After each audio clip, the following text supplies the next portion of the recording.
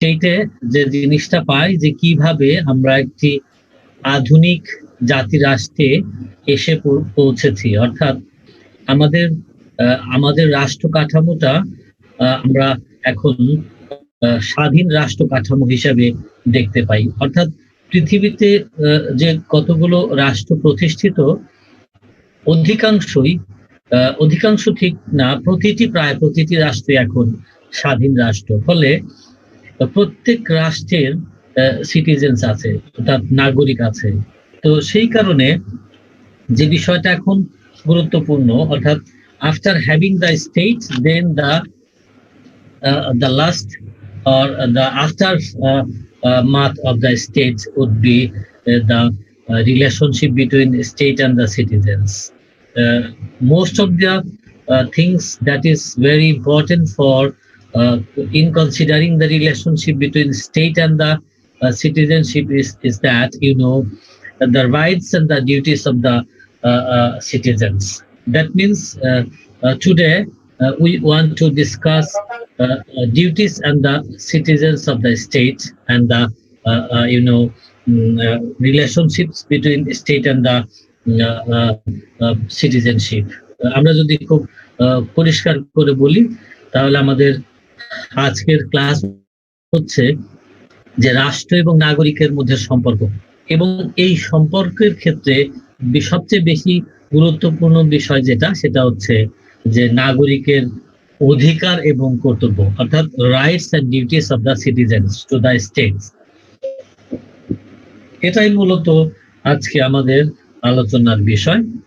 তোমরা জানো যে এই যে আমরা এতদিন পড়িয়েছি রাষ্ট্রের বিবর্তন, সেখানে রাষ্ট্র গঠনের মূল উদ্দেশ্য কি ছিল? উদ্দেশ্যটাই ছিল যে মানুষের জীবনকে সুন্দরভাবে গঠন করে একটা happy and the social being প্রতিষ্ঠিত করা, অর্থাৎ সুখী সমৃদ্ধশালী জীবন মানুষের, অর্থাৎ নাগরিকের।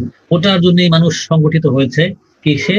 রাষ্ট্রের মধ্য দিয়ে, অর্থাৎ জাতি রাষ্ট্রই বলি আর আজকের আমরা আধুনিক রাষ্ট্র বলি, যাই বলি না কেন, যে কথাই বলি, সেখানে মূল উদ্দেশ্য হচ্ছে যে মানুষের কল্যাণ, রাষ্ট্রের মাধ্যমে নাগরিকের কল্যাণ নিশ্চিত করা এবং রাষ্ট্রের প্রতি নাগরিকের আনুগত্য প্রদর্শন করা। অর্থাৎ I will be obey the state rules and regulations of the state, and the state will provide some scope or some benefits to me or to the citizens by which I can expose myself or the citizenship. অর্থাৎ রাষ্ট্রের প্রতি আমি আমার আনুগত্য প্রকাশ করব, আর তার পরিবর্তে রাষ্ট্র আমাকে কিছু দেবে। যাই দিক সে রাষ্ট্র আমাকে কি দিবে? রাষ্ট্র আমাকে অধিকার দেবে।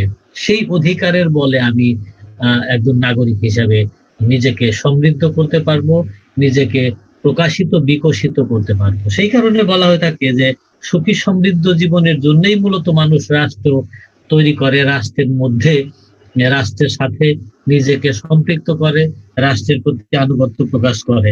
মানুষ আশা করে যে তার ব্যক্তিত্বের পরিপূর্ণ বিকাশ হবে রাষ্ট্রের মধ্যে দিয়ে।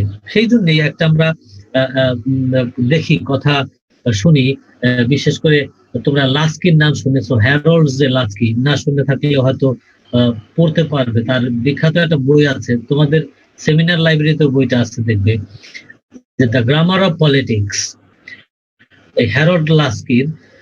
সেখানে খুব সুন্দর একটা কথা আছে, সেটা হচ্ছে যে every state is known by the rights that it maintains. অর্থাৎ রাষ্ট্র নাগরিকের, প্রত্যেক রাষ্ট্রই নাগরিকের যে অধিকারগুলোকে স্বীকৃতি দেয়, তার মধ্য দিয়ে রাষ্ট্রের বিকাশ ঘটে। অর্থাৎ রাষ্ট্রকে বোঝা যায় যে রাষ্ট্র কেমন। যেমন যে রাষ্ট্র নাগরিককে যত বেশি অধিকার দেয়, সে রাষ্ট্রকে আমরা তত বেশি প্রায়োরিটি দেই, উচ্চ রাষ্ট্র বলি, অথবা আমরা রাষ্ট্রকে বলি এটা ভালো রাষ্ট্র। দেখো স্ক্যান্ডিনেভিয়ান স্টেট গুলো তোমরা নাম শুনেছো, স্ক্যান্ডিনেভিয়ান রাষ্ট্রগুলো, বিশেষ করে তোমার নরওয়ে, সুইডেন, ডেনমার্ক, এই রাষ্ট্রগুলো, even in some parts of the European countries, তারা রাষ্ট্রের নাগরিককে যে অধিকারগুলো দেয় সেই অধিকারগুলো কিন্তু অন্যান্য জায়গাতে খুবই রেয়ার দেয়াটা।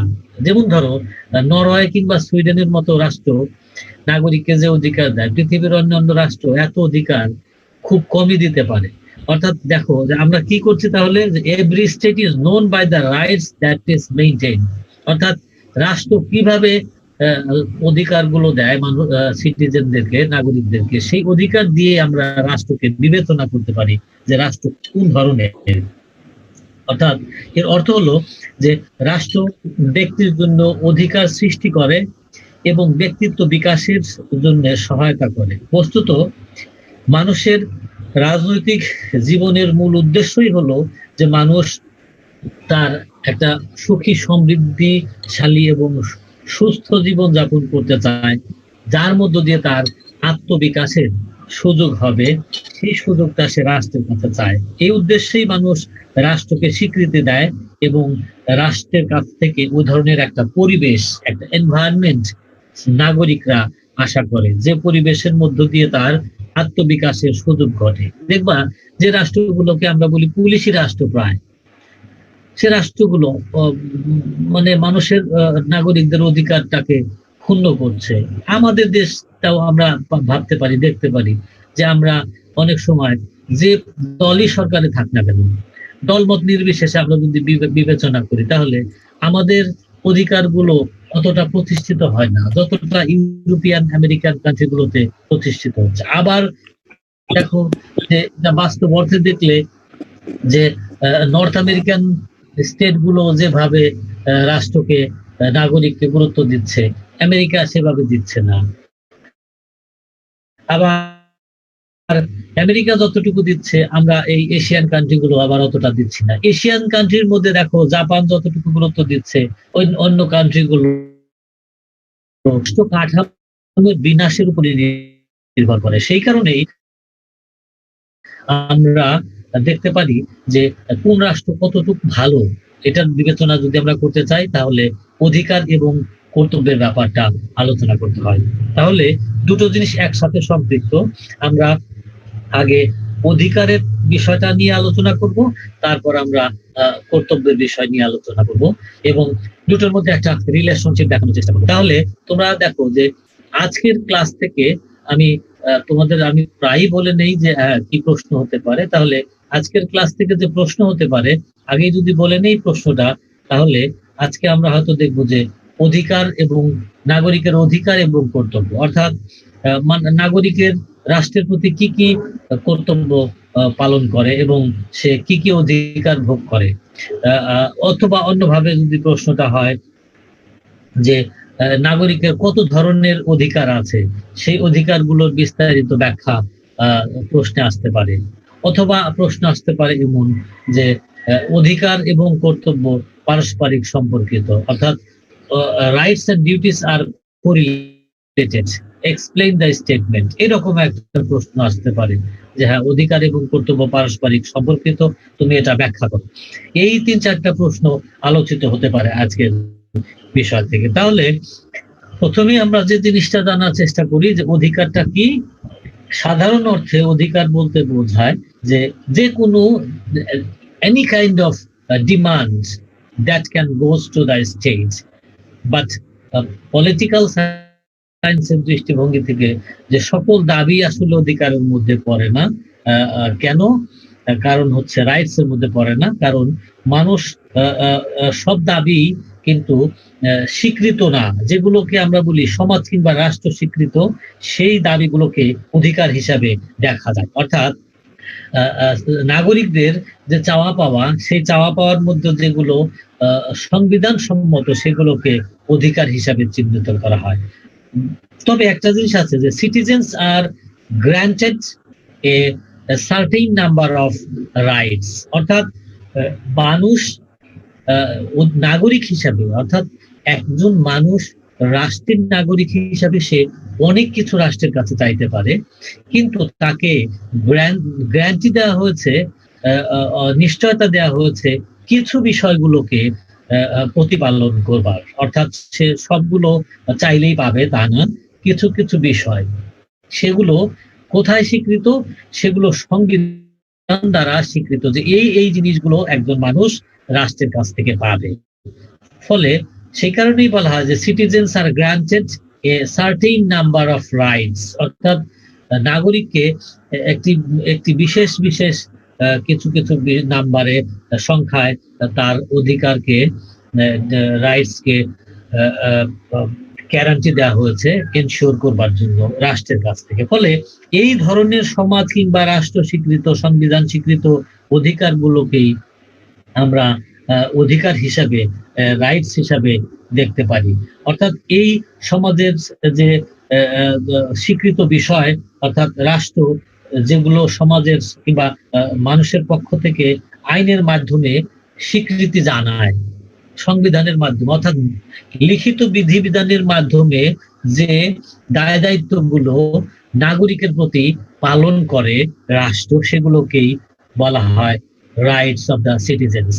সেই কারণে লাস্কি অধিকারকে সংজ্ঞায়িত করেছেন এইভাবে। আমরা যদি লাস্কির কথা বলি, তাহলে হ্যারল্ড জে লাস্কি, তাহলে দেখা যায় যে তার সংজ্ঞা হচ্ছে যে রাইটস আর দোজ কন্ডিশনস, অর্থাৎ অধিকার হচ্ছে ওই ধরনের শর্ত বা অধিকার হচ্ছে ওই ধরনের পরিবেশ of social life without which no man can be best self, অর্থাৎ অধিকার হচ্ছে ওই ধরনের শর্ত কিংবা পরিবেশ যা ছাড়া মানুষ বিকশিত হতে পারে না, নাগরিক তার সর্বোচ্চ বিকাশ ঘটাতে পারে না। অর্থাৎ মানুষের বিকশিত হওয়ার জন্য, বিকশিত হবার জন্য, প্রকাশিত হবার জন্য যে সুযোগ দরকার, অপরচুনিটি দরকার, সেই অপরচুনিটি গুলো, সেই কন্ডিশনস গুলো, সামাজিক শর্তগুলো প্রোভাইড করে রাষ্ট্র।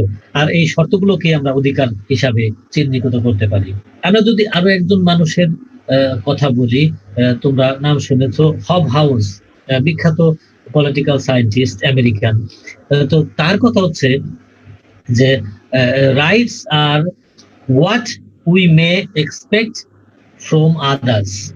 রাইটস হচ্ছে, অর্থাৎ অধিকার হচ্ছে যা আমরা অন্যের কাছ থেকে আশা করি, অ্যান্ড আদার্স ফ্রম আস, অন্যরাও আমাদের কাছ থেকে আশা করে, and all genuine rights are conditions of social welfare, অর্থাৎ সকল এই অধিকারই হচ্ছে মানুষের সামাজিক মানে বিকশিত হবার জন্য, সামাজিক ওয়েলফেয়ারটাকে কি করার জন্য, জেনুইনলি এনশিওর করার জন্য এক ধরনের শর্ত, কিংবা আমরা সেই শর্তের যে কথাই বলি না কেন, অর্থাৎ all genuine rights are conditions of social welfare, মানে রাইটস মানে হচ্ছে ওই ধরনের শর্ত যা দ্বারা সমাজ কল্যাণ নিশ্চিত হয়। এই হবস হাউসের কথার রেস্ট করে আর এই লাস্কির কথার রেস্ট করে যদি আমরা অধিকারকে সংজ্ঞায়ন করার চেষ্টা করি, তাহলে দেখা যায় যে অধিকারের অনেকগুলো মানে বৈশিষ্ট্যের মধ্যে আমরা পড়ে যাই, অর্থাৎ there must have some characteristics of the rights, অর্থাৎ অধিকারের তাহলে অনেকগুলো বৈশিষ্ট্য আমাদের চোখে পড়ে। তো এখানে যদি আমরা দেখি যে তাহলে অধিকার কেমন ধরনের, একটা জিনিস দেখো যে অধিকার কিন্তু একা একা প্রতিপালন করবার কোনো বিষয় নয়। অধিকার প্রতিপালন করতে হয়, প্রতিবিধান করতে হয় রাষ্ট্রের মাধ্যমে, সমাজের মাধ্যমে, কিংবা রাষ্ট্র এবং সমাজ উভয়ই। আরেকটা আছে, সেটা হচ্ছে লিখিত বিধিবিধানের মাধ্যমে। অর্থাৎ এইখানে দেখলে যে অধিকার হচ্ছে একটা একটা সামাজিক ধারণা, একটা আইনগত ধারণা, একটা কি বলবে যে এটা একটা অভিমত প্রকাশের ধারণা, সেই ধরনের ধারণা। সেই ক্ষেত্রে আমরা দুটো জিনিসকে খুব বেশি ইম্পর্টেন্স দিয়ে এক্সপ্লেইন করতে পারি। একটা হচ্ছে যে rights is always reciprocal behaviour, অর্থাৎ এটা একটা পারস্পরিক। যেমন ধরো যে তুমি অধিকার ভোগ করতে গেলে অন্যের অধিকার যেন খর্ব না হয়। তার মানে কি, এটা একটা বড় জটিল ব্যাপার এই কারণে যে this is the reciprocal relationship between the state and the citizens and the citizens to citizens. কেন? কারণ হচ্ছে যে মানুষ হিসেবে এক্স যেমন অধিকার আহ, পাবে কিংবা প্রত্যাশা করে রাষ্ট্রের কাছ থেকে, ঠিক তেমনি মানুষ হিসেবে ওয়াই ও রাষ্ট্রের কাছ থেকে একই অধিকার প্রত্যাশা করে। কিন্তু যদি রাষ্ট্র এক্স এর অধিকারটাকে প্রতিপালন করে আর ওয়াই এর অধিকারটাকে প্রতিপালন না করে, ডিনাই করে, in that case that will not be the reciprocal behavior of the state and the citizens of the state. কেন আবার এমন হতে পারে যে হ্যাঁ, তুমি তোমার অধিকারটা ঠিকই ভোগ করতে চাও, কিন্তু তুমি অন্যের অধিকার খর্ব করে, তাহলেও সেই অধিকারটা পরিপূর্ণ হবে না, অর্থাৎ ওটা গ্রান্টেড হবে না। কেন?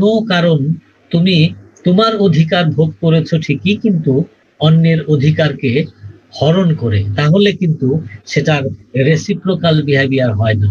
রেসিপ্রোকাল তার মানে rights are always in the relationship, and which relationship can be defined as the reciprocal relationship, অর্থাৎ রাষ্ট্র যে অধিকারটা দেয় জনগণকে, সিটিজেন্সকে, সেই অধিকারটা হচ্ছে পারস্পরিক, অর্থাৎ একজনের সাথে আরেকজনের সম্পর্ক এখানে আছে।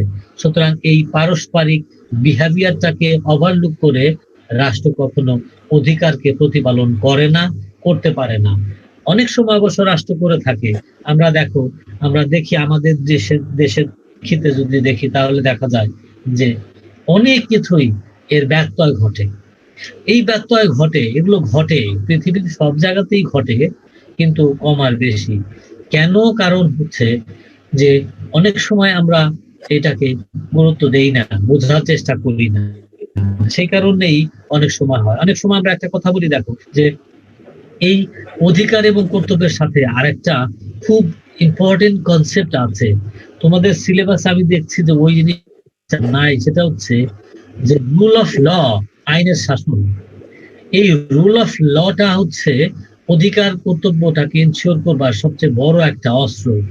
যে রুল অফ ল দিয়ে, অর্থাৎ তুমিও যতটুকু আইনের দৃষ্টিতে সমান, আমিও ততটুকু আইনের দৃষ্টিতে সমান। ইভেন সব মানুষই আইনের দৃষ্টিতে সমান, অর্থাৎ all the citizens are equal and they will be equally treated in the eye of law, অর্থাৎ আইনের দৃষ্টিতে প্রত্যেক মানুষকে সমানভাবে দেখতে হবে, তাদেরকে একই চোখে দেখতে হবে। এই যে কনসেপ্টটা, সে রুল অফ ল যদি কাজ না করে, তাহলে কিন্তু সিটিজেন্সের রাইটস এন্ড ডিউটিস এর প্রতিপালন করবার ক্ষেত্রে পার্থক্য হয়। কেন না? কারণ তাহলে হয় যেটা দাঁড়ায় যে তোমার ক্ষমতা আছে, তুমি শুধু অধিকার নিয়েই যাবা, কর্তব্য পালন করবে না। আমার ক্ষমতা নাই, আমি শুধু অধিকার থেকে বঞ্চিতই হব, আর আমি শুধু কর্তব্য পালনই করে যাব। এটা হয় আমাদের সমাজে, পৃথিবীর প্রত্যেক দেশেই কম বেশি এটা হয়। সেই কারণে এই অধিকার কর্তব্যটাকে দেখতে হয় একটা বড় বৈশিষ্ট্যের ভিত্তিতে, সেটাকে বলা হয় রেসিপ্রোকাল বিহেভিয়ার, অর্থাৎ তুমিও যা করবে আমিও তাই করব, তোমারও যতটুকু পাওনা আমারও ততটুকু পাওনা। অর্থাৎ এখানে বড় ছোট, ধনী দরিদ্র, ধর্ম বর্ণ নির্বিশেষে এখানে একটা বলা হয় যে irrespective of all the conditions, অর্থাৎ সকল শর্তের ব্যত্যয় ঘটিয়ে না, বরং সকল শর্তকে প্রতিবিধান করে, প্রতিপালন করেই নাগরিককে দেখতে হয়। আর একটা বৈশিষ্ট্যের কথা যদি আমরা বলি, সেই বৈশিষ্ট্যটা দাঁড়ায়, সেটা হচ্ছে যে duties and rights are always rational and human. এটা কেন? এটা রেশনাল, অর্থাৎ এটাকে আমরা বলি যৌক্তিক মানুষ থাকবে, অর্থাৎ রেশনাল হিউম্যান।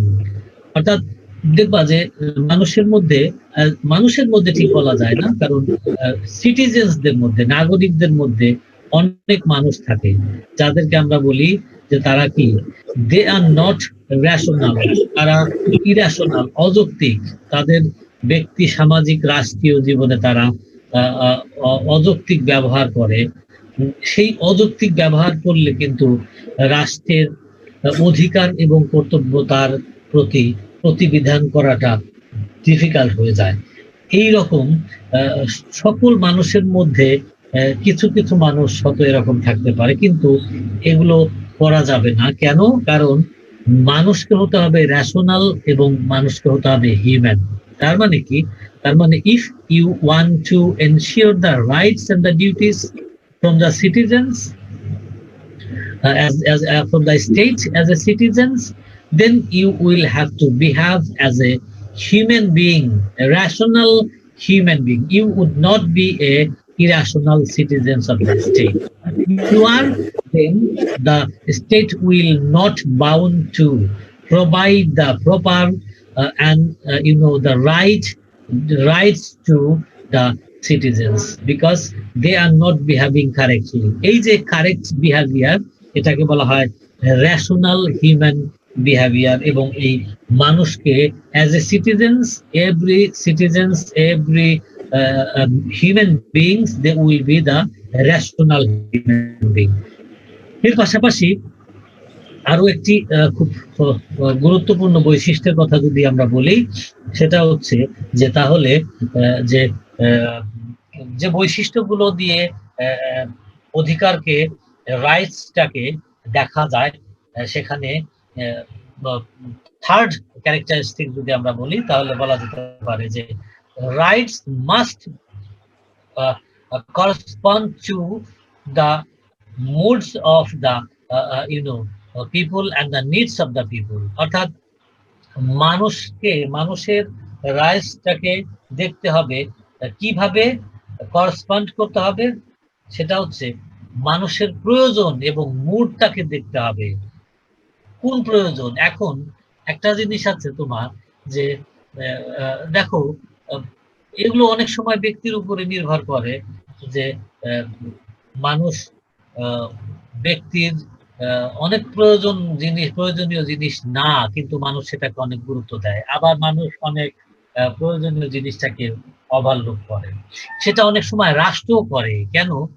যেমন ধরো যে রাষ্ট্র যদি দেখে যে কোনো একটা অঞ্চলে, যেমন ধরো আমরা আমাদের আজকের সমাজের কথা, এখনকার কথা যদি বলি, দেখো যে এই যে কোভিড-19 কারণে কত মানুষ খাবার পাচ্ছে না।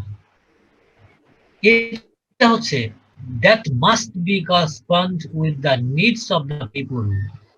মানুষের এখন যদি মনে করো যে হ্যাঁ, আমার সরকার যদি মনে করে যে আমার পদ্মা ব্রিজ হয়ে গেছে, প্রথমটা হচ্ছে, আমি দ্বিতীয় পদ্মা ব্রিজ এখন তৈরি করার জন্য পরিকল্পনা হাতে নেই, কিন্তু এটা কিন্তু অধিকারের মানুষের অধিকারটাকে এনশিওর করে না, করসপন্ড করে না। কেন করে না? কারণ that's to be on the basis of the needs of the human being, মানুষের প্রয়োজনের উপরে ভিত্তি করে। এখন মানুষের প্রয়োজন হচ্ছে মানুষকে খাদ্য দিয়ে, ওষুধ দিয়ে, চিকিৎসা দিয়ে বাঁচিয়ে রাখা। বরং ওই পদ্মা ব্রিজ আমরা 5 বছর 10 বছর পরে করলেও পারবো। এখন এই কারণে দেখো কেন কথাটা বলছি, যে সরকার কিন্তু সেইভাবেই আসলে সিদ্ধান্ত নেয়। সরকার সিদ্ধান্ত নেয় যে মানুষের প্রয়োজন কোন সময় কোনটা, তার ভিত্তিতে কিন্তু অনেক সময় অধিকার নিশ্চিত হয়। এখন ধরো তুমি প্রতিদিন বিকালে বের হয়ে তুমি হয়তো ঢাকা শহরের তুমি বিশেষ বিশেষ জায়গাতে বেড়াতে যেতে পারো। সরকার কিন্তু তোমার এই অধিকারটাকে এখন হরণ করতে পারে। কেন? কারণ হচ্ছে এখন তোমার এখানে যাওয়ার দরকার নাই, কারণ তোমার লাইফটাকে বাঁচিয়ে রাখা, to save your life is the main duty, so you will have to ensure your rights, that is very much needed at the present time। এই বর্তমান সময়ে সবচেয়ে বেশি যে প্রয়োজনীয় যে অধিকারটা তোমাকে দেয়া হবে, তোমাকে এখন এই ঢাকা শহরে হাতির ঝিল, মতির ঝিল যাই বলো না কেন, এই ঝিলে ওই ঝিলে যাওয়ার তোমাকে অধিকার সরকার যদি না দেয়, তুমি কিন্তু কিছু বলতে পারবে না। কেন বলতে পারবেন না? কেন? কারণ হচ্ছে যে তোমার এই বিশেষ বিশেষ পরিস্থিতির উপর নির্ভর করে। সেই কারণেই বলছি যে third characteristics is very much important, because rights must correspond to the needs of the people, moods of the people। অর্থাৎ তুমি কোন মুডে আছো সেখানে তোমাকে দেখতে হবে। তোমার জীবন ধারণ করাই যেখানে কষ্ট, জীবন বাঁচানোটা যেখানে কষ্ট, সেখানে তোমাকে বিলাসিতা করবার সুযোগ দেয়া কিংবা বেড়ানোর সুযোগ সরকারের অধিকারের মধ্যে পড়ে না, আর তোমার রাইটস এর মধ্যে পড়ে না। সেই কারণে সরকার যদি তোমার মত প্রকাশে এইখানে বাধা দেয়, তাহলে তোমার কিছুই করবার নাই, কারণ অধিকারের রাইটস এর একটা বিশেষ বৈশিষ্ট্যের মধ্যে এটা পড়ে। এরপর আমরা যদি number 4 the characteristics of the rights দেখি, তাহলে দেখি the rights are not absolute. যে কথাটা একটু আগে বলেছিলাম, সেই কথাটা এরকম যে কোন অধিকারটা চরম অধিকার সেটা কিন্তু অ্যাবসুলিট না। অনেক সময় দেখো এই অধিকারগুলো বিভিন্ন মাত্রায় বিভিন্ন জায়গায় নির্দেশিত হয়। এখন দেখো, জীবনে আমাদের সব অধিকারের প্রয়োজন আছে, কিন্তু কোন অধিকারটা একেবারে না হলেই নয়, অ্যাবসোলিউট তা কিন্তু না। এক একজনের কাছে এক এক রকম। আমরা যেমন বলি, দেখো অর্থনীতির ভাষায় একটা কথা বলি আমরা, যে হ্যাঁ, ডাল ভাতের চাহিদা মিটলে পোলাও মাংস খেতে ইচ্ছা করে।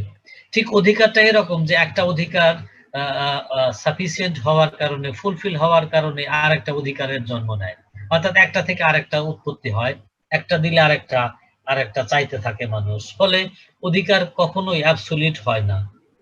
অধিকার কারের ধারণাটাও অ্যাবসোলিউট না, এটা এক এক সময় এক এক রকম নির্ভর করে। তবে জীবন ধারণ করবার অধিকারটাকে অনেক সময় মানুষ অ্যাবসোলিউট অধিকার হিসেবে দেখে, কিন্তু অনেক সময় একটা ব্যাপার থাকে যে এই জীবন ধারণটা কিভাবে মানুষ দেখে, সেটা হচ্ছে একটা ব্যাপার। এখন দেখো যে খাদ্যের ব্যাপারটা, অর্থাৎ এনশিওর অফ দ্য ফুড, এই যে খাদ্য নিশ্চিত করার অধিকার, খাদ্য নিরাপত্তার অধিকার, সেই অধিকারটাও কিন্তু গুরুত্বপূর্ণ। অর্থাৎ তোমার জীবন ধারণের চেয়েও খাদ্য নিরাপত্তা বেশি, কারণ তুমি যদি খাবারই না পাও, জীবন ধারণ করবে কিভাবে?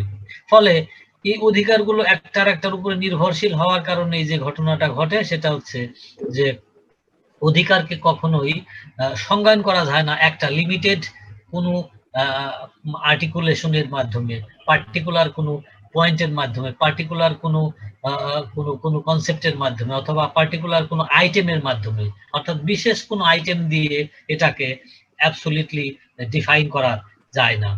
এরপরের বৈশিষ্ট্যতে যদি যাই, তাহলে আমরা দেখতে পাই যে rights are maintained by the state. এটা হচ্ছে একটা বড় বৈশিষ্ট্য, যে হ্যাঁ, অধিকার, আমরা যতই অধিকারের কথা বলি না কেন, সেই অধিকারটা নিশ্চিত করতে হয় কারো দ্বারা। সেই কারো দ্বারা, কারো মানে কি, সেখানে একটা উপাদান থাকবে, যে উপাদানটা অধিকারটাকে নিশ্চিত করবে, সেই উপাদানটাকে আমরা বলতে পারি রাষ্ট্র। অর্থাৎ অধিকার সবসময় মেইনটেইন করার ব্যাপার, এটাকে মেইনটেইন করে কে? করে রাষ্ট্র। এই কারণে rights are maintain by the state, অর্থাৎ অধিকার নিশ্চিত করার উপাদান হচ্ছে রাষ্ট্র।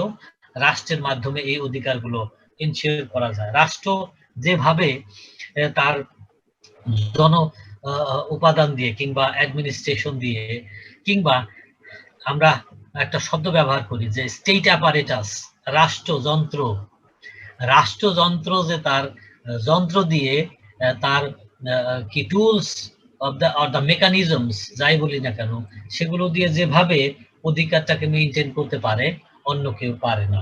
সেই কারণে রাষ্ট্র অধিকার মেইনটেইন করে রাষ্ট্রের মাধ্যমে। এরপরে আমরা পরের বৈশিষ্ট্যতে যদি যাই, যে কি বৈশিষ্ট্য দাঁড়ায়, তাহলে দাঁড়ায় যে rights are correlated with the functions, অর্থাৎ অধিকার হচ্ছে কর্তব্যের সাথে, কাজের সাথে, কর্মের সাথে সম্পৃক্ত। এখন এই বৈশিষ্ট্যটা কিন্তু অনেক গুরুত্বপূর্ণ।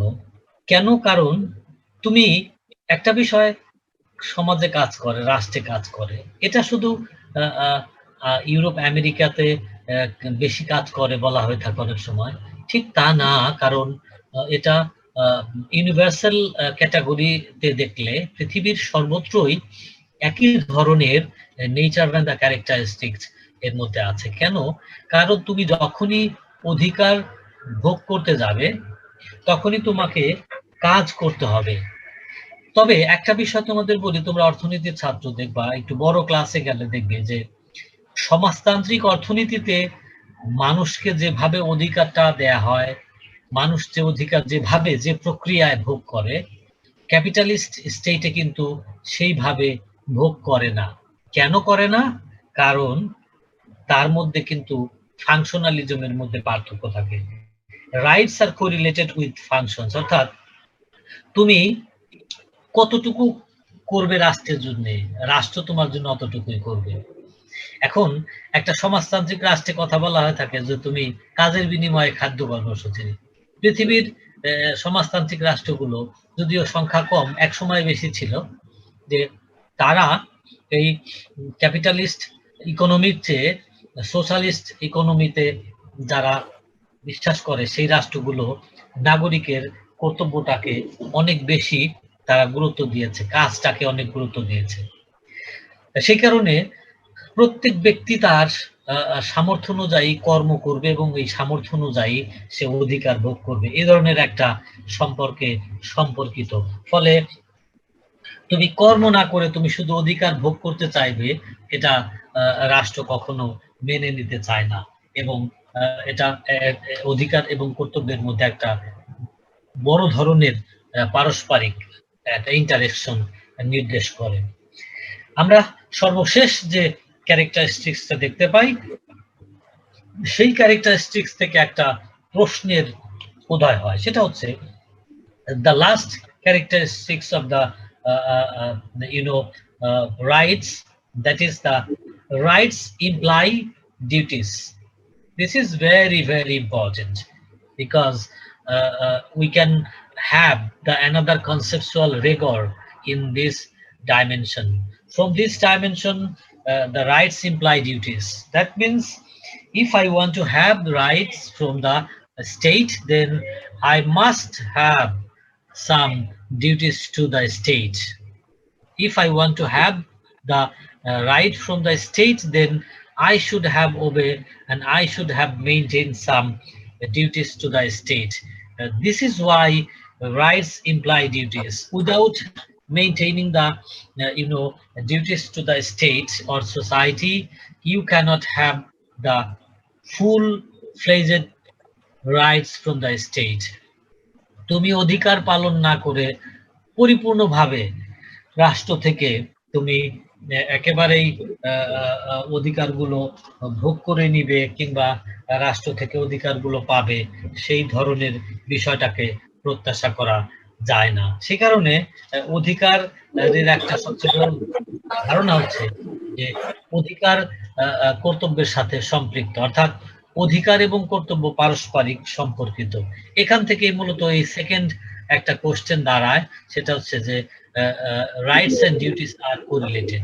দ্যাট মিনস তোমাকে যেমন অধিকার ভোগ করতে হবে, করবে রাষ্ট্র থেকে একজন মানুষ, একজন সিটিজেন হিসেবে, ঠিক তেমনি একজন মানুষ একজন সিটিজেন হিসেবে তার দায় দায়িত্ব আছে রাষ্ট্রের প্রতি, সেই দায় দায়িত্ব পালন করবে। পরিপূর্ণ দায় দায়িত্ব পালন করার পরেই কেবল সে তার পরিপূর্ণ অধিকারের কথা তুলতে পারে। তাহলে এখান থেকে একটু শিফট হয়ে যদি আমরা আমাদের বৃহত্তর অন্য আলোচনা একটু যাই, যে আমরা যে অধিকারের কথাগুলো বলছি সেই অধিকারগুলো তাহলে কেমন, তাহলে আমরা একটু দেখি যে অধিকারের কত ধরন প্রকৃতি আছে, অর্থাৎ কত ধরনের অধিকার আছে। তোমরা এগুলো একটু বই পড়লে পাবে, খুবই সহজ সরল পড়া এগুলো। যারা তোমরা সিভিক্স পড়েছো ইন্টারমিডিয়েটে, তাদের জন্য তো খুবই সহজ। যারা সায়েন্সের ছাত্র তাদের জন্য নতুন করে একটু জানতে হবে। তোমরা যে কোনো বই পড়ে নিলেই, টেক্সট বই পড়ে নিলেই এগুলো জানতে পারবে। তাহলে আমরা দেখো যে অধিকারকে নর্মালি দুই ভাগে দেখতে পারি। একটা আমাকে দেখতে পারি সোশ্যাল এন্ড মোরাল, অর্থাৎ সামাজিক এবং নৈতিক অধিকার। আর একটাকে আমরা দেখতে পারি লিগ্যাল রাইটস। এই রাষ্ট্র যে অধিকারগুলো কর্তব্যগুলো নিয়ে আলোচনা করে, সেখানে এই লিগ্যাল রাইটসটাকে গুরুত্ব দেয়। সোশ্যাল মোরাল গুলো ব্যক্তির উপরে নির্ভর করে, ব্যক্তি এগুলো করলে করতেও পারে, নাও পারে। যেমন ধরো ধর্ম পালনের অধিকার, এটা সোশ্যাল মোরাল অধিকারের মধ্যে পড়ে, কারণ তোমার অনেক সময় রাষ্ট্র প্রেসার দেয় ইসলামিক স্টেটে, কিন্তু দিয়ে অনেক সময় নাগরিককে পারে না করতে। কেন? কারণ এগুলো হচ্ছে মানুষের ব্যক্তির বিশ্বাসের ব্যাপার। সুতরাং সোশ্যাল মোরাল অধিকারগুলো এগুলো একেবারেই ব্যক্তির উপরে নির্ভর করে, ব্যক্তি এগুলো করলে করতেও পারে, নাও পারে। যেমন ধরো যে একজন শিক্ষক দেখে তুমি সালাম দিবে কি দেবে না, এটা এটা তোমার ডিউটিস এর মধ্যে পড়ে কি পড়ে না সেটা তোমার ব্যক্তিগত, তুমি দিতেও পারো নাও পারো, কারণ এগুলো সোশ্যাল মোরাল রাইটস এর মধ্যে পড়ে, ডিউটিস এর মধ্যে পড়ে। সেই কারণে আমরা ওই সোশ্যাল মোরাল রাইটস গুলোকে খুব বেশি আলোচনায় নিয়ে আসি না, যদিও এটা অনেক বড় একটা ব্যাপার। যেমন ধরো যে আমাদের সমাজের সমাজ কাঠামোর মধ্যে যদি রাখো যে আমরা তো সমাজ থেকেই রাষ্ট্র, অথবা রাষ্ট্র হচ্ছে একটা বৃহত্তর সমাজ, সেই সমাজে কেমন দেখি আমরা মুরব্বীদের দেখলে সম্মান করি, শ্রদ্ধা করি, সালাম করি, ভক্তি শ্রদ্ধা আমাদের থাকে, তারা আমাদের স্নেহ করেন, আদর দেন। এগুলো হচ্ছে এক ধরনের social moral rights and duties এর মধ্যে পড়ে। তুমি যদি না করো তাহলে তোমাকে কেউ কিছু বলবে না, হয়তো একটা জিনিস হবে ইনসাল্ট করবে সোসাইটি, তোমাকে সমাজ তোমাকে ভৎসনা করবে, তোমাকে তোমাকে অন্যভাবে দেখবে, যে হ্যাঁ তোমাকে একটু বলবে যে হ্যাঁ এটা ডিরেলড হয়ে গেছে এই ছেলে বা মেয়ে। তো কিন্তু তার বাইরে তোমাকে জেলে পুরে দিবে না, কেন না, কারণ এগুলো সোশ্যাল মোরাল রাইটস। যে কথা আগেই বলছিলাম যে হ্যাঁ তুমি একজন শিক্ষককে সালাম দিবে কি দিবে না সেটা তোমার ব্যাপার, না দিলে যে তোমাকে জেলে পুরে দিবে সেটা কিন্তু না, কারণ এগুলো social moral rights and duties এর মধ্যে পড়ে। কিন্তু যে বলো, তারপর আবার আমি আসব, আবার আমার আবার আবার আবার নতুন করে আসব নাকি? হ্যাঁ, আমি আবার নতুন করে কেটে গেলে আবার আমি আবার আবার আসবো এখানেই, কেটে যাওয়ার সম্ভাবনা আছে না? কি কেন 40 মিনিট হয়েছে নাকি আমার? ও তাই তো, এখানে জুম মিটিং দেখাচ্ছে 40 মিনিটস। দেখি আগে লাইন কেটে যাচ্ছে কিনা, যদি যায় আমি এই লিংকে আবার আসব, কারণ আমি টপিকটা শেষ করতে চাই আজকে যে কোনো ভাবে। যেহেতু তোমাদের আর একটা কথা বলে নেই, আমি নেক্সট উইক। আচ্ছা, তোমাদের স্টুডেন্ট সংখ্যা কত বলো তো?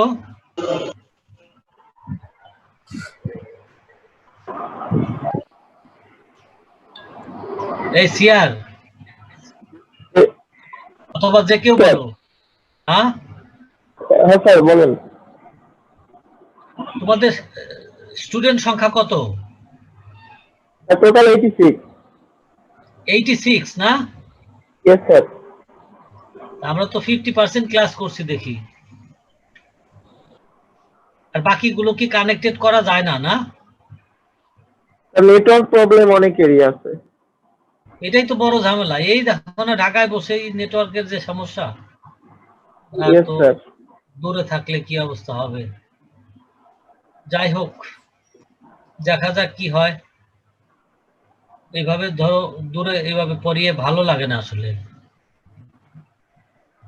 আচ্ছা জি শোনো, স্যার। এই তৌহিদুল ইসলাম না, তামিম, জি স্যার। জি স্যার। আমি আমি আগামী মঙ্গলবার তোমাদের ক্লাসটা নিব না, তো সেই ক্ষেত্রে হয়তো ওই ক্লাসটা বন্ধ থাকবে, কারণ আমি ঢাকার বাইরে থাকবো। আচ্ছা ঠিক আছে স্যার। আমি আসবই হচ্ছে মঙ্গলবার বিকেলে, সুতরাং আমার ক্লাস ততক্ষণে শেষ হয়ে যাবে, আমি ততক্ষণ হয়তো গাড়িতে থাকবো, রাস্তায় থাকবো।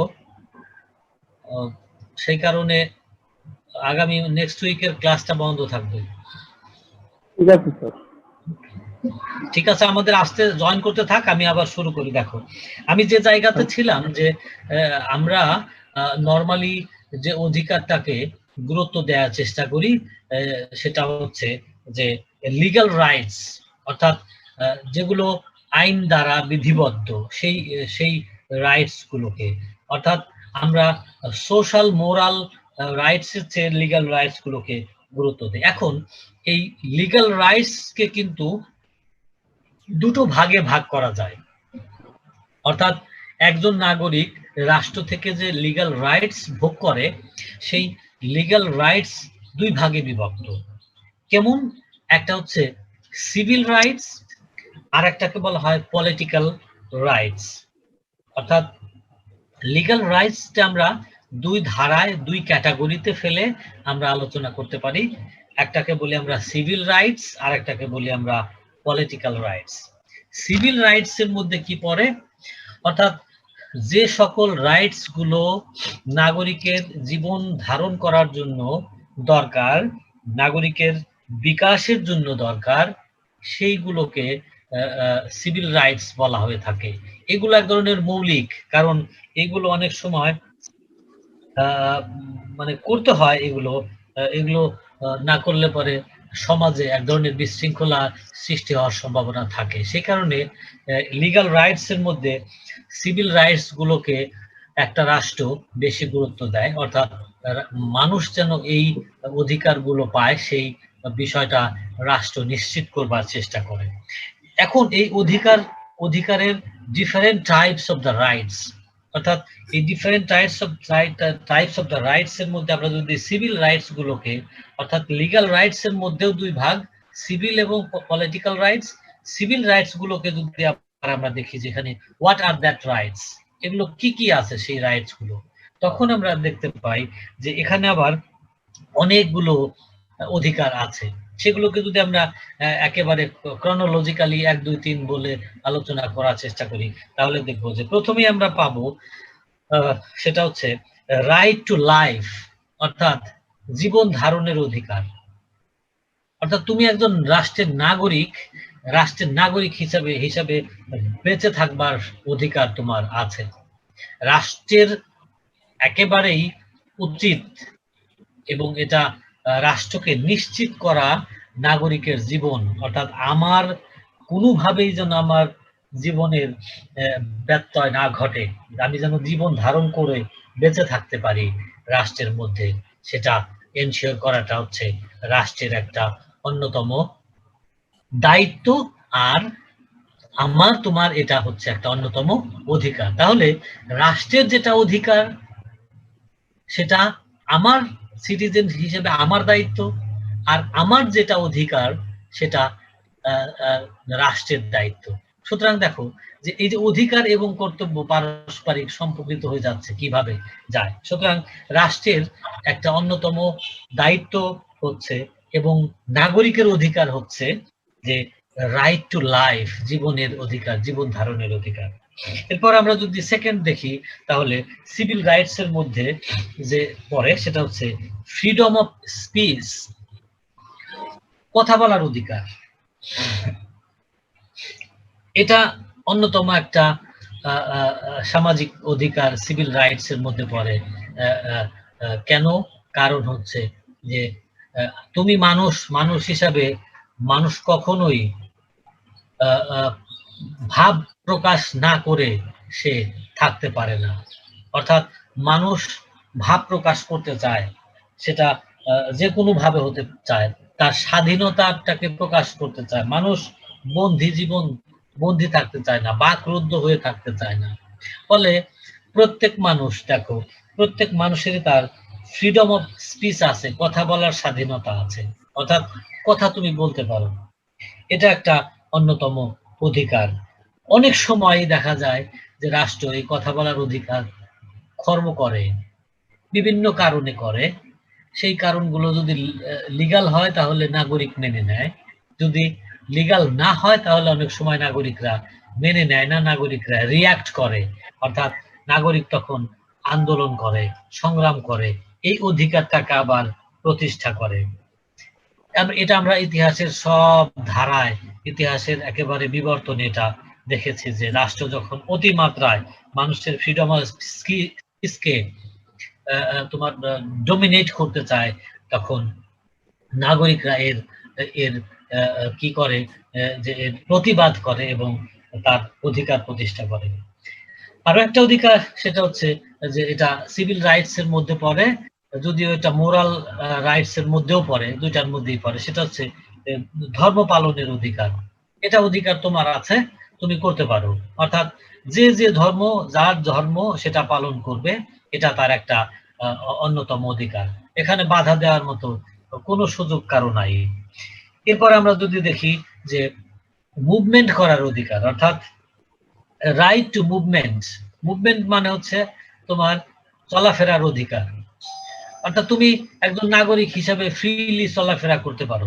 তোমার এই অধিকারে বাধা দেওয়াটা কারো উচিত নয়।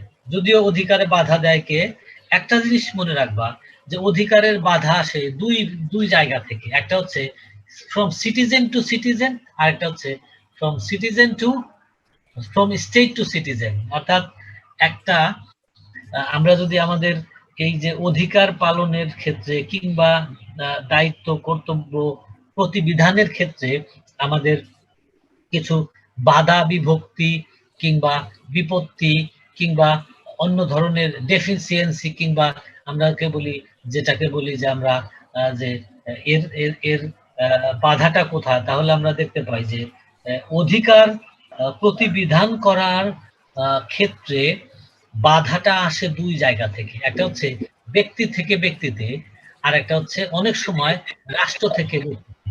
কিন্তু রাষ্ট্র থেকে ব্যক্তিতে যখন আসে তখন বিশেষ বিশেষ কারণে আসে।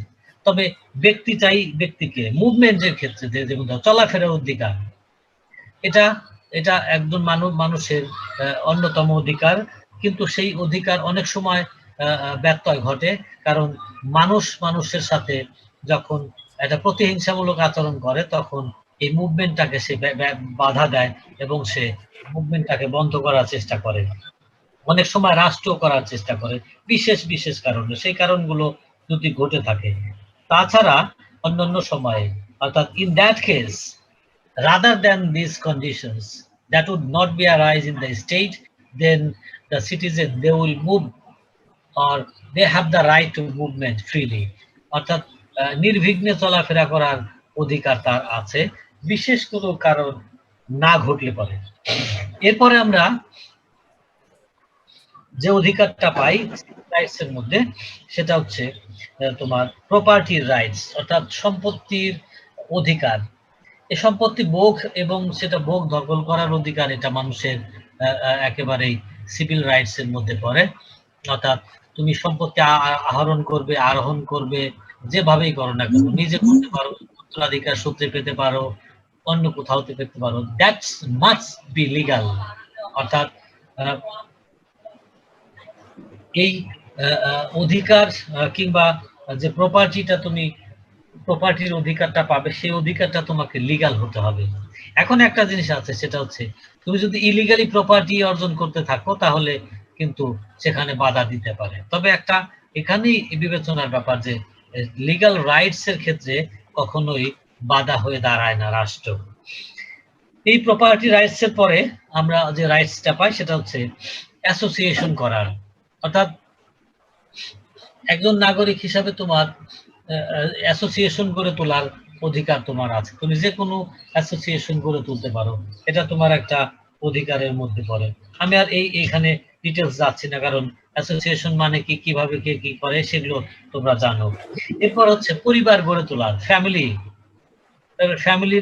Two have a family you have the full rights, this is call the civil rights. এটা তোমার সাধারণ অধিকারের মধ্যে পড়ে, লিগাল এন্ড সিভিল রাইটস এর একেবারে সাধারণ সিভিল রাইটস এর মধ্যে পড়ে।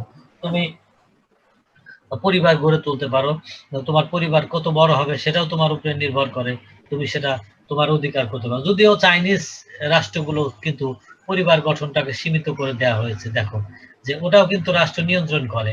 কেন? চায়না হচ্ছে এক ধরনের অন্যরকম রাষ্ট্র, একটু কন্ট্রোলিং ফোর্স তারা ফোর্সে বিশ্বাস করে, সে কারণে তাদের অধিকারটা একটু তারা অন্যভাবে দেখার চেষ্টা করে। অর্থাৎ এখানে তাদের পলিসি একটু আলাদা, সেই পলিসির দ্বারা তারা চলতে হয়।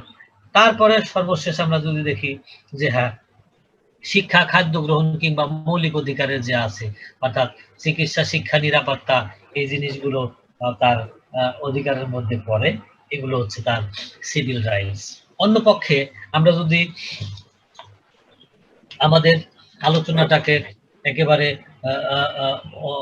শেষের দিকে এই অধিকারের কর্তব্যের জায়গায় আসতে চেষ্টা করি, তাহলে আমরা দেখতে পাই যে নাগরিকের এই সামাজিক অধিকারের পাশাপাশি কিছু রাজনৈতিক অধিকারও আছে, যে রাজনৈতিক অধিকারগুলো খুবই গুরুত্বপূর্ণ এবং এগুলো মানুষের পরিপূর্ণ বিকাশের ক্ষেত্রে গুরুত্বপূর্ণ ভূমিকা পালন করে।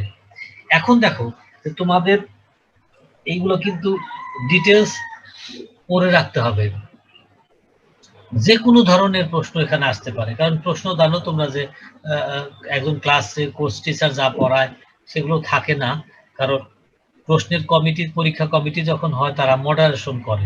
সুতরাং মডারেশন করে যেভাবেই প্রশ্নটা চেঞ্জ করে দিক না কেন, তোমাদের জন্য পড়া থাকে সবগুলো। অর্থাৎ আমি যে আজকের ক্লাস নিচ্ছি সেখান থেকে 3-4টা প্রশ্ন ঘুরিয়ে ফিরে যায় আসুক, সেটা যেন তোমাদের জানা থাকে, সেই বিষয়টা নিশ্চিত করতে হবে। এখন আমরা যদি পলিটিক্যাল রাইটস গুলো দেখি, সেই পলিটিক্যাল রাইটস গুলো দেখলে প্রথমেই যে অধিকারটা আছে সেটা হচ্ছে ভোটাধিকার, অর্থাৎ রাইট টু ভোট। একজন সিটিজেন হিসাবে রাষ্ট্রের, as a citizens of the state, you have the right, political right, that is called the voting rights. কেন? তোমার যেমন ভোট দেওয়ার অধিকার আছে, তেমনি ভোট পাওয়ার অধিকার আছে। অর্থাৎ তুমি যদি 25 বছরের 18 বছরের নাগরিক হয়ে থাকো রাষ্ট্রের, তাহলে তোমার ভোট দেয়া তোমার অধিকার, এবং এটা তোমার পলিটিক্যাল রাইটস এবং as well as political duties. কেন? তুমি যদি মনে করো যে তোমার এই একটা ভোট মূল্যহীন, তাহলে তুমি তোমার অধিকারটাকে, তোমার রাইটসটাকে খর্ব করবে। কেন? কারণ হচ্ছে তোমার একটা ভোটে এমন হতে পারে যে একটা গুরুত্বপূর্ণ লিডারশিপ সিলেকশনের ক্ষেত্রে ভূমিকা পালন করতে পারে। সুতরাং কোনো মানুষই তার এই ভোটাধিকারটাকে নেগলেক্ট করা উচিত নয়। কেন? কারণ তার শুধুমাত্র তার ভোটের কারণে একটা সিদ্ধান্ত চেঞ্জ হয়ে যেতে পারে। তার মানে হচ্ছে তুমি যখন 18 বছরের নাগরিক এবং আনটিল ইউ আর অ্যালাইভ, তুমি যতদিন বেঁচে আছো, সেই বেঁচেটা হচ্ছে সুস্থভাবে বেঁচে থাকা, পাগল না হলে, ততদিন তোমার এই পলিটিক্যাল রাইটসটা রাষ্ট্র রিজার্ভ করে। তোমার দায়িত্ব হচ্ছে তুমি এগুলো যখনই অধিকারটা আসবে সেই অধিকারটা তুমি প্রয়োগ করবে। That is your duties. যদি না করো তাহলে তুমি অধিকার খর্ব করবে। আবার তুমি যদি 25 বছরের নাগরিক হও, তাহলে তোমার ভোটে দাঁড়ানোর অধিকার আছে এবং মানুষের কাছ থেকে ভোট পাওয়ারও অধিকার আছে। তার মানে দুটো বিষয় হচ্ছে পলিটিক্যাল, অর্থাৎ তুমি যেমন ভোট পেতেও পারো, ভোট দিতেও পারো। এটা একজন নাগরিক, রাষ্ট্রের নাগরিক হিসাবে এটা তোমার পলিটিক্যাল রাইটস। কারণ এই ভোটের মাধ্যমেই পলিটিক্যাল ডিসিশন হয়, যে ডিসিশনটা রাষ্ট্র পরিচালনার ক্ষেত্রে পালন করে। এরপরে আমরা যদি যাই, যে একটু আগেই আমি বলেছি যে ইলেকশন করার অধিকার, অর্থাৎ to be elected and to election, অর্থাৎ you have the right to be elected, compete in the election and to be elected. অর্থাৎ তোমার করার অধিকার আছে, অর্থাৎ তুমি নির্বাচন করতে পারো, তুমি নির্বাচিত হতে পারো, আবার তুমি নির্বাচন, মানুষকেও নির্বাচিত করতে পারো। নির্বাচন করার অধিকার তোমার পলিটিক্যাল। যেটা আমি বললাম যে 18 বছর যদি বয়স হয় তোমার, তাহলে তোমার ভোটিং রাইটস, আর 25 বছর হলে তোমার ইলেক্টেড রাইটস, অর্থাৎ তুমি you can be by the competition of the election, আর you can contest to the, যাই কিছু হোক সেখানে তুমি ক্যান্ডিডেট হতে পারো। You can contest as a candidate of the any kind of elections after having the 25 years. এটা রাষ্ট্রের সংবিধান দ্বারা রাজনৈতিক অধিকার হিসেবে তোমাকে স্বীকৃত দেওয়া হয়েছে। এরপর আমি যদি দেখি, সেটা হচ্ছে এই অধিকারটা একটা রাজনৈতিক অধিকার, এবং এটা একটা মানে কি বলবো, এটা যে আমাদের সংবিধানে, পৃথিবীর অন্যান্য দেশ অন্যভাবে পালন করে, আমাদের দেশের সংবিধানেও কিন্তু এটা বলা হয়েছে, অর্থাৎ চাকরি করার অধিকার।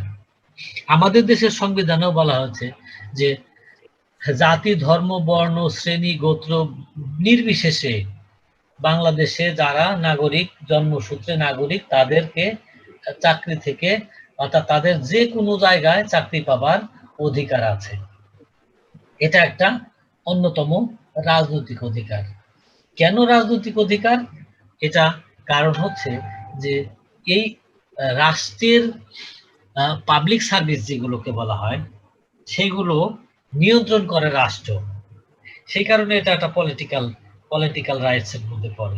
এখন তুমি প্রাইভেট ক্ষেত্রে তুমি যদি প্রাইভেট জব করো, সেটা কিন্তু পলিটিক্যাল রাইটস এর মধ্যে অনেক সময় ফেলে না অনেকেই, কিন্তু তাও আছে। কারণ হচ্ছে তুমি যে সংগঠনে প্রাইভেট হোক না কেন ওটা, কিন্তু ওটা দেখবে যে ওই প্রাইভেট সংগঠনটা হচ্ছে রাষ্ট্রের কাছ থেকে অনুমতি নেয়া।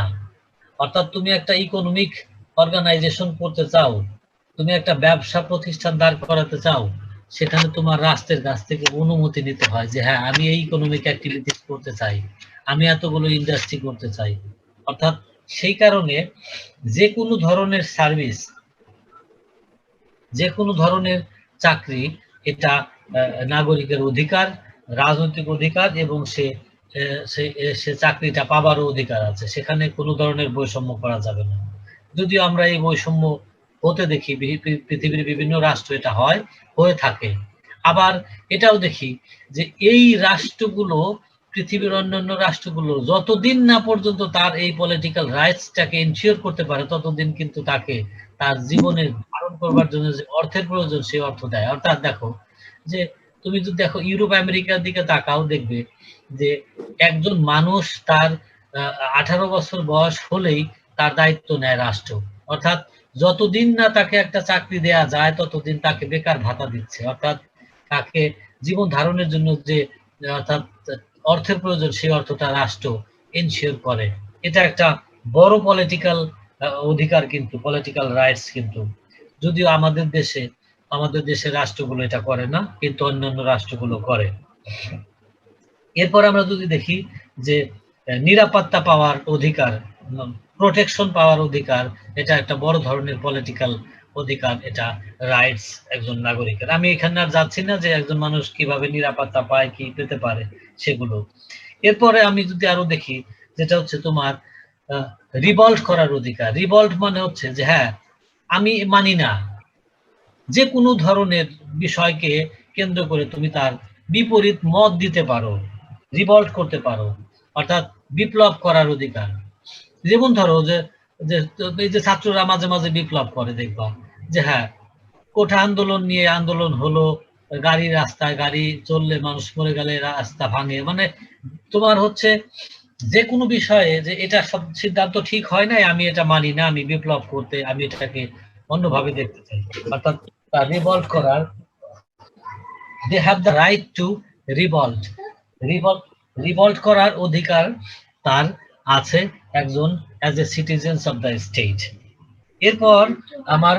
এরপরে আরো যে জায়গাটায় the most of the things that is we can identify from political rights, that is number sorry 6, and the last two one is working, অর্থাৎ কাজ করবার অধিকার, কর্মের অধিকার।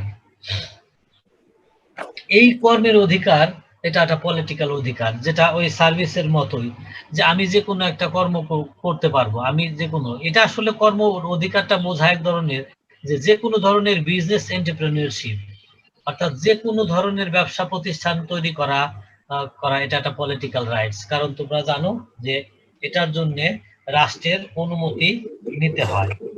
and the finally is the economic activities, অর্থাৎ অর্থনৈতিক কর্মকাণ্ড। যে কোনো অর্থনৈতিক কর্মকাণ্ড পরিচালনা করবার জন্য রাষ্ট্রের অনুমতি নিয়ে, এবং নাগরিক সেই রাষ্ট্রের নাগরিক হিসাবে সে এই ইকোনমিক অ্যাক্টিভিটিস গুলোকে প্রতিবিধান প্রতিপালন করতে পারে।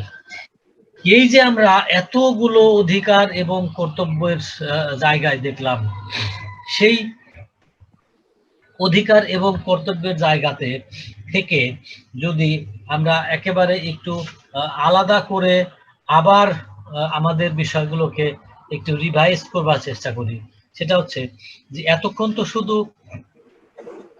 বিভিন্ন সমাজ, রাষ্ট্র, অর্থ ব্যবস্থায় কিংবা রাজনৈতিক ব্যবস্থায় আমরা আমাদের এই কি বললাম যে অধিকারগুলো কথাই বললাম। আমরা যদি এখন নাগরিকের অর্থাৎ সিটিজেন্সদের what are the duties of the citizens particularly, আমরা যদি বিশেষভাবে এই অধিকার এবং কর্তব্যকে রিলেট করে আমরা না দেখে একেবারে পার্টিকুলারলি যদি আমরা করতে চাই, যেমন তোমাদের আলোচনায় আমি একটু বলেছি যে রাষ্ট্রের জন্য যা অধিকার তোমার জন্য তা কর্তব্য, আবার তোমার জন্য যা যা অধিকার রাষ্ট্রের জন্য তা কর্তব্য, আবার রাষ্ট্রের জন্য যা কর্তব্য তোমার জন্য তা অধিকার, অর্থাৎ ভাইস ভার্সা। কিন্তু তার বাইরেও নাগরিকের কিছু নাগরিকের কিছু কর্তব্য আছে। সেই কর্তব্যের মধ্যে অন্যতম সেই কর্তব্যগুলো কি কি সেটা যদি একটু দেখতে চাই, তাহলে প্রথমেই আমরা দেখতে পারি যে নাগরিকের সবচেয়ে বড় কর্তব্য অর্থাৎ duties to the states, city অথবা কি বলবো সিটিস, আমরা যেহেতু সিটি স্টেট নাই এখন আমরা রাষ্ট্রই বলবো, যে রাষ্ট্রের প্রতি সবচেয়ে বৃহত্তর অধিকার, বৃহত্তর কর্তব্য হচ্ছে এলিগেন্স। সেই এলিগেন্সটা হচ্ছে অন্যতম। কেন? কারণ হলো যে without the allegiance of to the state you can't have the right from the state. Rights is correlated to the duties, এই যে কথা বলা হয়ে থাকে। অর্থাৎ এলিগেন্সটা হচ্ছে আনুগত্য, অর্থাৎ রাষ্ট্রের প্রতি আনুগত্য। একটা জিনিস দেখবা যে আমরা যদিও জন্মসূত্রে নাগরিক বলে অনেক সময় এগুলো আমরা টের পাই না, কিন্তু তখন তুমি একটা দেশ থেকে আর একটা দেশে গিয়ে সেখানে, যেমন ধরো সাপোজ তুমি যদি মনে করো যে হ্যাঁ আমি কানাডা কিংবা অস্ট্রেলিয়াতে মাইগ্রেন্ট হয়ে, আমেরিকাতে মাইগ্রেন্ট হয়ে তাদের নাগরিকত্ব বরণ করব, তখন কিন্তু লিখিতভাবে তার প্রতি আনুগত্য, অর্থাৎ এই রাষ্ট্র এবং সরকার এই ভূখণ্ডের প্রতি তার প্রতি আমি অনুগত বা আনুগত্য এলিগেন্স প্রকাশ করলাম। সেই ধরনের একটা লিখিত দিতে হয়, আনুগত্য প্রকাশ করতে হয়। এটা একটা বড় কর্তব্য একজন মানুষের, একজন সিটিজেনের টু দ্য স্টেট, রাষ্ট্রের প্রতি। এরপরে যে কর্তব্যটা দাঁড়ায় সেটা হচ্ছে যে obedience to rules and the regulations of the state, যেটাকে আমরা বলি রুল অফ ল। অর্থাৎ তুমি শুধু মৌখিকভাবে স্বীকৃতি দিলে কিংবা লিখিত স্বীকৃতি দিলে যে তুমি you are allegiance to the state, particular state, কিন্তু তুমি কার্যক্রমে সেগুলোকে বাস্তবায়ন করো না, অমান্য করো, তাহলে কিন্তু হবে না। সে কারণে আইন মান্য করা হলো নাগরিকের আনুগত্য প্রকাশের একটা অন্যতম লক্ষণ। সেই কারণে আইনের মাধ্যমে রাষ্ট্রের আদর্শ এবং উদ্দেশ্যগুলো কি সেগুলো প্রতিবিধান করে রাষ্ট্রের প্রতি কি করে মানুষ তার আইনের প্রতি, রাষ্ট্র এবং তার আইনের প্রতি সেগুলো পালন করার প্রতি গুরুত্ব দেয়। অর্থাৎ obedience to the rule of law. ব্যক্তি শুধু নিজেই আইন মানে না এবং সকলকে নিয়ে একটা নাগরিক সমাজ গড়ে তুলে মানার চেষ্টা করে। অর্থাৎ কেউ যদি আইন অমান্য করে তাহলে সে নিজে যেমন মান্য করে, তেমনি কেউ যদি অমান্য করে তাহলেও সে তার প্রতি স্মরণ করিয়ে দেয় কিংবা সে মনে করিয়ে দেয় যে তোমার কিন্তু এই আইনের প্রতি শ্রদ্ধাশীল হওয়া উচিত। অর্থাৎ এই obedience to rule of law is the main and one of the important duties to the state as a citizen. এরপরের যে আমরা বিষয়টা দেখতে পাই সেটা হচ্ছে যে নাগরিকের কর্তব্যের মধ্যে রাষ্ট্রের প্রতি পড়ে, সেটা হচ্ছে দুটো কর্তব্য পড়ে খুবই গুরুত্বপূর্ণ। একটা হচ্ছে তোমরা জানো এর আগে আমরা শিখে এসেছি যে ইকোনমিক অ্যাক্টিভিটিস। তার মানে তুমি ইকোনমিক অ্যাক্টিভিটিস যখনই করবে তখন তোমার অর্থ আসবে, আর অর্থ আসলে কি করতে হবে? তুমি এই অর্থটা উপার্জন করছো রাষ্ট্র কাঠামোর অভ্যন্তরে থেকে, ফলে তোমাকে ট্যাক্স দিতে হবে। তার মানে হচ্ছে payment of the tax or taxes, যাই বলি না কেন, যে একজন জনগণ হিসাবে তুমি, রাষ্ট্র তোমাকে অধিকার কর্তব্য দিচ্ছে, তুমি এই যে অর্থনৈতিক কাজ করছো, সেই অর্থনৈতিক কাজ করার পেছনে রাষ্ট্র অনেক ইনভেস্ট করেছে। রাষ্ট্রের তো নিজস্ব টাকা নাই, তোমাকে ইনভেস্ট করে সে রাষ্ট্র তোমাকে সুযোগ দিবে। কিভাবে দিবে? তুমি তার জন্য প্রতি বছর বা মাসে যাই বলো, এক এক দেশে এক এক নিয়ম, তোমাকে কিছু প্রতিবিধান ফিরে দিতে হবে, টাকা পয়সা ফিরে দিতে হবে, যেটাকে আমরা বলি ট্যাক্স। অর্থাৎ ট্যাক্স দেওয়া হচ্ছে জনগণের একটা অন্যতম দায়িত্ব রাষ্ট্রের প্রতি।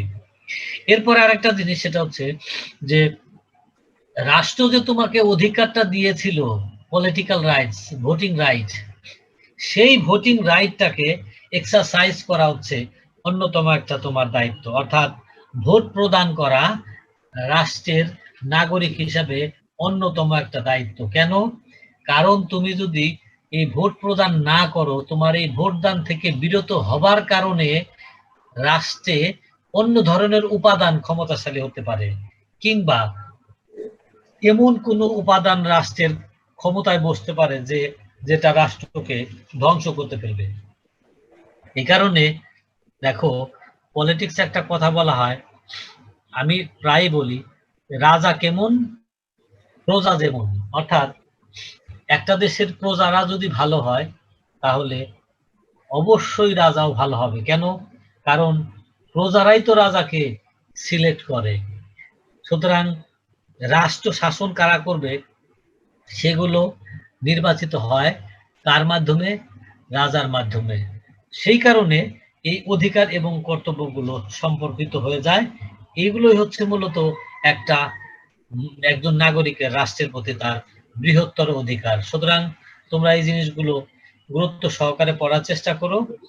আর এইগুলো মিলিয়েই আমাদের রাষ্ট্র, অর্থাৎ রাষ্ট্র, নাগরিক, নাগরিকের অধিকার, কর্তব্য, সবকিছু মিলিয়েই হচ্ছে আমাদের নাগরিক এবং রাষ্ট্রীয় জীবন। আর এই জীবনকে প্রতিবিধান করবার জন্য, প্রতিপালন করবার জন্য যে বিষয়টা দরকার, সেই বিষয়টা হচ্ছে যে আমরা এইগুলো দিয়ে পরিষ্কারভাবে আমাদের অধিকার কর্তব্য পালন করি কিনা, সেগুলো নিশ্চিত করে কিনা রাষ্ট্র, আমরা করি কিনা, তার দেখার দুটো উপাদান, সেই দুটো উপাদানকে বলা হয় সংবিধান এবং সরকার। অর্থাৎ আগামী ক্লাসগুলোতে আমরা বাকি ওই বিষয়গুলো নিয়ে আলোচনা করার চেষ্টা করব। সেটা হচ্ছে যে তাহলে আমি আমার অধিকার পাবো কিভাবে, নিশ্চিত করব কিভাবে? সরকারের মাধ্যমে এবং সংবিধান দ্বারা। তার মানে এখন আমাদের আলোচনার পড়ার বিষয় হচ্ছে তাহলে সংবিধান কি, সংবিধান কিভাবে অধিকার নিশ্চিত করে, কি কি বৈশিষ্ট্য সংবিধানের আছে, সংবিধানের ধরন প্রকৃতি কেমন সেগুলো, এবং সরকার কেমন, সরকার কিভাবে চলে, কিভাবে চালায়, তার ধরন প্রকৃতি কেমন, সরকারের উপাদান কি, সেইগুলো। এই জিনিসগুলো আমরা পরবর্তী ক্লাসগুলোতে পড়ার চেষ্টা করব। আজকের মতো ক্লাস তোমাদের এখানেই শেষ। তোমরা ভালো থেকো। জি বলো।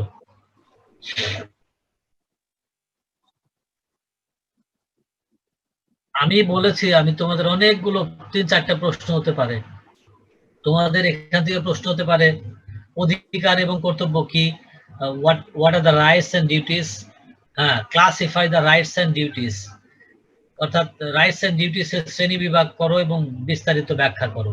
এটা হতে পারে একটা প্রশ্ন। সেকেন্ড কোশ্চেন হতে পারে যে rights and duties are correlated, rights and duties হচ্ছে পারস্পরিক সম্পর্কিত, ব্যাখ্যা করো। এরপরে প্রশ্ন আসতে পারে যে নাগরিকের রাইটস এন্ড ডিউটিস কি, রাইটস এন্ড ডিউটিস এর মূল বৈশিষ্ট্য, বেসিক বৈশিষ্ট্যগুলো কি কি, সে বৈশিষ্ট্যগুলো এক্সপ্লেইন করো। এই যে এই ধরনের প্রশ্নগুলো নরমালি তোমাদের এখান থেকে আসতে পারে। আর খুব বেশি কিছু আছে বলে, অর্থাৎ এই 3টা প্রশ্ন এখান থেকে ঘুরে ফিরে আসতে পারে তোমাদের এই আজকের ক্লাস থেকে। তোমাদের সবাই ভালো থাকো। আগামী মঙ্গলবার আমি যেহেতু ট্যুরে থাকবো, এক জায়গায় যাব, সেখানে আমি ক্লাস নিতে পারবো না, হয়তো পরের মঙ্গলবার এসে তোমাদের আমি ক্লাস নিব। তো থ্যাংক ইউ ভেরি মাচ, সবাই ভালো থেকো। জি স্যার, আসসালামু আলাইকুম। আসসালাম।